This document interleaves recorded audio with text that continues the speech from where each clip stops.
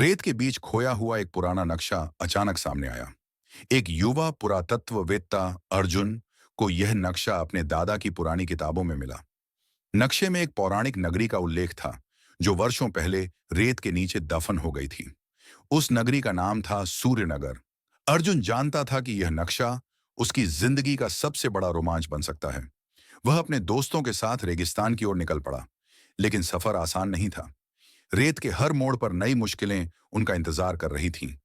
कई रातें उन्होंने रेत के तूफानों के बीच तंबू में बिताईं। एक दिन नक्शे के अनुसार वे एक विशाल रेतीली पहाड़ी पर पहुंचे। वहां खुदाई करने के बाद रेत के नीचे से एक अद्भुत संरचना का हिस्सा दिखाई दिया। वह एक विशाल सिंह की मूर्ति थी, जिसकी आंखों में हीरे जैसे चमचमाते पत्थर जड़े थे। सिंह की मूर्ति के अंदर एक सुरंग मिली। सुरंग से गुजरते हुए वे एक अद्भुत नगरी में पहुंचे।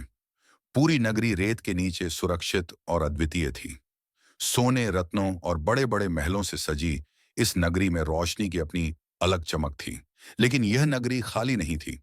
वहां एक रहस्यमयी पहरेदार था, एक प्राचीन यंत्र मानव जो इस नगरी की रक्षा करता था।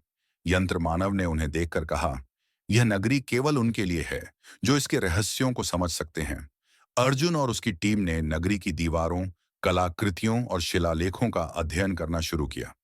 उन्होंने पता लगाया कि यह नगरी एक प्राचीन सभ्यता का केंद्र थी, जहां ज्ञान और तकनीक का अनूठा संगम था। लेकिन लालच और युद्ध के कारण यह नगरी नष्ट हो गई और रेत के नीचे दब गई।